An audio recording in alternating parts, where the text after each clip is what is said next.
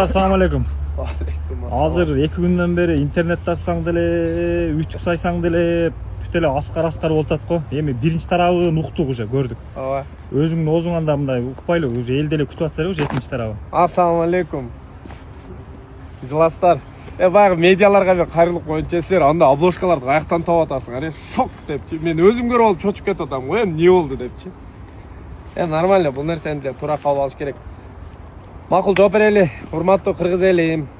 Мисалы мына Корея, Дубай боюнча сөз болуп атпайбы. Кореяга мен киришпей эле коюн. Себеби ал жерге мен кече кирген жаш балам чындапчы 1 ай 2 ай иштеп атам. Ал жакты өздөрү түшүнсүн. Себеби биз кандай десе ал жак мен ошондой иштешип жүргөнбүз. Дубай 100% мага тиет да. Дубай деген болсо эле сразу Аскаровдо Дубай элестетчи. Дубай жөнүндө маалымат берип коелу. Дубайда ба проезд 1500-1600 депчи түшүрдүк деп атышат го. Бул мурда деле бар эле өз негизичи.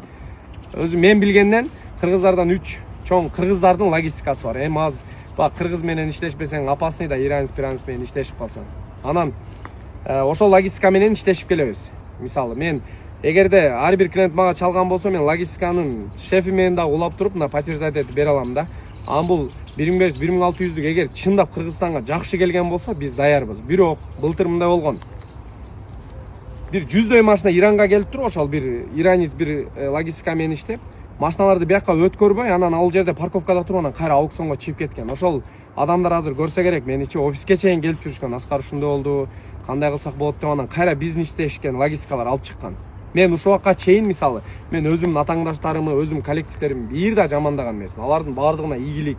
Эгер ушул нерсени коюп, ровно кылышкан болсо, почему нет? Биз любой момент иштешип кетебиз. Анан деген мындай да, аукциондон алып эле деп коюш оңой. Кыргызстанга келгичеңдик жооп берген эң кыйын. Мен мына практикаман башыман өттү. Канча жалып, канча мотор коробка, канчасын жасаттык. Бул нерсе боло берет. Болуп келген и дальше боло берет. Анткени техникада. Анан былтыр биздин бир машина өрттөнүп кетет. Мисалы ушул логистикалар көрүп турат. СНГ деп логистика бар. Полныйга компенсация кылып берди. Бир машинабыз күйүп кеткен, бизден тышкары дагы бир 2 машина күйгөн, бирок логистика жооп берди. Ушундай моменттер бар да, ато туугандар элестеткиле. Азыр мен $400 жолгурадан качып туруп, мен 3 машина алганда эле сразу $60,000 болуп калат. Мен 3 машинадан пайдам 100 машинаныкын кошсом дагы аны төлөй албай калам. Ошого бул жолгуралар Кыргызстанга келсин, түшсүн, нормальный болуп жолуна түшкөндө аны иштешебиз. Аз данный момент мен ал менен иштеше албайм. Анткени мен оозум күйгөн уже. Былтыр эмес, мына өткөндө эле баягы машиналар 90 күн, 95 күн кечиккенде, ошондо бүт арзан логистикага качып кийин ушундай болгон да. Амба бир тарап эле болуп интернеттен буну жептир, ону жептир. Мен өзүм жегениме өзүм жооп берем, мисалычы. Мен бул иште до конца. Мен иш кыла берем, бирок иш жүзүндө доказать ете берейин. Мисалы красавчик, мисалы атын атап коеюн, Али. 1600дөн деп атабы, мен Алиге давно айткам, Американы мисалы Аскар аукцион сбор аяк-бак дегенде сен аккаунт даярда, биз иштешебиз депчи. Анан кече плюс-минус наркы белгилери болуп кетти. Эгер ошол себепчи болуп калган болсо, мен до конца данный момент эгер Кыргызстанга Дубайдан келген болсо машиналар зыңк болот. Любой момент иштеше беребиз, бирок келсин, көрөлү, машиналар компенсация мисалы. Биз берде логистикалар менен договорубуз бар. Эгер кааласаңар, ким менен машина алган болсо мен логистиканын шефи менен өзү менен сүйлөштүртүп, силерге мындай зыңк кылып чек менен бере алабыз бизчи. Анан бир тарап эле сүйлөсө, жеп уриптир анан мындай кылып уриптир депчи. Туугандар, мен услугага иштейм да. Бизде страховка деген бар. Туура проездге кошулат. Бирок страховкасы бар анын. Эгер Кыргызстанга келген болуп, толтура айтып атам го, стоянка, мисалы, гараждан туруп, портко чейинки, алардын баардыгын клиенттен биз акча албайбыз да, бүт ошонун ичинен кетет. Ошого мындай шуамайды коюп эле сада болоюндар. Ассаламу алейкум. Убакыт келди да. Документально мындай көрсөтүп иштегеничи. Экспресс бар. Экспресс деген бул мына Кореяда мына жерге келет, порттон түз авто менен Кыргызстанга чейин кирип келген. Өтө важный момент. Ал толук где-то бир 10-12 күндө кирип келет Бишкекке чейин. Кореядан баштап Бишкекке чейин. Анын баасы бизде канча? Азыр почта 7800 Туугандар, биздики экспресс доставка. Анда эмесе кагаздарды сүйлөтөйлү. Мына биздин документтерибиз. Мына чыгып аткан дата. Мына келип аткан дата, мына шаар, мына жол кире. Көрдүңүздөр да? Туугандар, ошого айтам да. Мындай убакыт келди да. документально мындай көрсөтүп иштеген. Мына жанымда турган Амин трейдингдин, Амин шорингдин бүт владельци мына жанымда турат. Мен алдаган жокмун. Мына балдар бүт барды, жүктөөбүз бардыгы билет. Машина срок жетет. Ал айткан баа болгон эмес, болбойт да негизич. Ал бияка келип иштеген эмес, көргөн эмес, алыстан туруп жанагындай бирөөнүн иши оңой көрүнөт. Негизи ошондой. Жана Дастан деген билбейм, аны тааныбайт экен мен. Действительночи. Кореяга келе анан мындай интрига создавать эткен ал туура эмес, ал эркекчиликке жатпайт. Кыргыз элим силерге ачык чындык. Ошол интригага алынбай, калпка ишенбей, мына силерге окшогон жөнөкөй эле адамбыз биз деле. Анан дагы бир сөз, мисал үчүн билбей туруп бирөөгө вывод кылбагыла да. Анан мисал үчүн любой адамга информацияны туура эмес берип коюшка оңой эле. Ошону биз ошол информацияны туура эместигини чындыкка чыгарып коелу деп мына чогулуп ушул сөздөр айтылып атат. Башка кошо турган болсо жигиттер айтып койгула өзүңөрдүн оюңарды.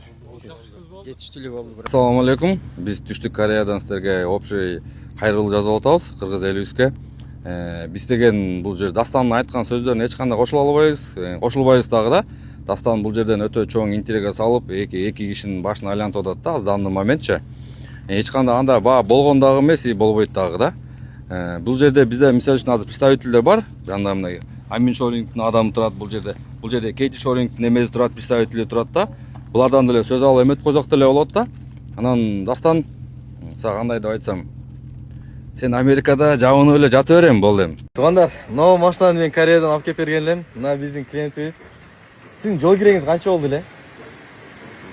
Машина вообще 17ге түштү. Жол киреңиз канча болду эле? Биз көрдүңөрбү? Машина вообще 17ге түштү деп атат. Потому что биз эч качан маркетинг кылбайбыз, жол киреси бизде жол кире ушунча дебейбиз. Биз общий эле машинанын баасын айтабыз. Ошо клиент кайыл болуп, разы болуп алат да. Экинчи маселе ака. Жол киреси ошондо канча болот эле? Ошо малда 2200 окшойт. 2200 а? Мына 2200 мындан караңыздар. Сиз новостьлерди көрүп атасызбы? Баягы эме Дастан бир громко заявление кылбады эле. 1600 экен, булар 2200дөн салып атат экен, ортодо ушундай акча жеп атат экен деген угуп атасызбы? Сиз неге мага суроо бербей атасыз? Неге сен ошону жедиң же жебедиң деп? Силерге да үйрөтөтүп эле. Кече Аскар прямой эфир кылган экен. Ошо логистикага барыптыр. Ушул 6400 деген бул илгертен эле бар бабы эле десе, жок биз февралда эле акция кылдык дейт. 19 февралда кылыптыр да бул акциянычы. Кече эле чыккан нерсе экен. И ал сиздики тралда келди да. Алардын логистикасы через поезд экен да. А бирок через поездге поезд тест болобу же трал тест болобу дегенде, конечно, трал тест болот да. А поездга эч ким ишенбейт. Аны каяктан табам, эмне кылам деп, аны албайт дагы биздечи. Ошон үчүн мына надежный, зато мына 12 күндө, 12, мына өзүңүз айтсаңыз канча күндө? 12 күндө. 12 күндө келди. Мына тууганда случайно эле встреча, мына садикке келип калып эле, клиентти көрүп тартып калдым. Assalamu alaikum tуугандар. Дубайдан ысык салам. Биздин атыбыз Максат, Дастандын байкеси болом. Дубайдан машина, кызмат керек болсо, бизге кайра бериңиздер. 24 саат бою кызматтабыз. Assalamu alaikum. Ушул видеодо менин Максат бекем. Дубайды чогуу баштаганбыз. Дубайды баштаганда Дубайдагы перекупщиктер эми кыргыздар кичине көрө албаштык кылып, чирке чыгарып койгонда Максат бекем азыркы учурда мындай жетим козда жалгыз калган. Ушул маштеңерди жиберип берет. 1500дөн 1600дөн кыргыздар менен эле. Андыктан Максат бекем баракчасына кирип, лайк коюп, жылуусуз айтып коюңуздар. Бектурлаев Дастанга реклама кылып береби дегенге бир жооп берип коеюн. Туугандар, Дастан аябай громкое заявление кылган на всю страну. Анын заявлениясынан кийин бүт эл ойлоп калган. Демек, жол кире 1600 болсо, булар бизге 2100 деп аткан болсо, ортодо $500 жеп атыптыр деп ойлоп калган. Ушул жерде бир чоң но бар. Кече Аскардын прямой эфиринде суроо берилди. Ушул 6400 деген бул илгертен бери келатканбы дедиле. Жок деди. Биз муну февралда эле акция кылдык деди. Чындап эле карап көрсөм страницасын. Улар 19 февралда акция жарыялаптыр. Разовый акция. Туугандар, ошол разовый акцияны Дастан Баатыр сөзүнөн кайтпаган реформа деп көрүптүр да. Революция, реформа. Мына герой на всю страну деп көрүптүр. Ал өлүп кетсин да. Эң эле күлкүмүштүү нерсеси, туугандар, экспресс доставкасычы биздикинен кымбат экен да. Биз экспресс доставка кылабыз, Алардыкы наоборот кымбатыраак болуп атат. Меники арзан болуп атат. Неге мен анда аларды рекламалап, меники арзан болсо? Туугандар, экспресс доставка башка, поезд менен бара турган машиналар башка. Поезд менен бир салдырып көргүлө, аны бүт кыргыз эли билет. Уже түңүлүп деле калган, чарчап деле калган. Салдырып эле көрсүн, любой адам рисковать этип көрсүн. Неге ушу күнгө чейин 10 күндөн бери эң выгодный условияны айтып атат, бирок дагы деле бир клиент топтой элек, бир контейнерди узата элек. Отчетун чыгара элек, мына менин Кореяда балдарым салып атат дей элек. Потому что эч ким контейнерге салдыртпайт, элдин баары билет. Дастан кылат иншалла. Кудай буйрса биз азыр Нью-Йоркко учуп баратабыз. Жаңы проект менен жаңы келишим түзгөнү компаниялар менен сүйлөшөбүз. Биз Дубайга, Америка, анан Грузияга башка жолдорду издеп баратабыз. Достор, баарыңарга чоң рахмат. Баардык комментарийларды окуп атам, көрүп атам.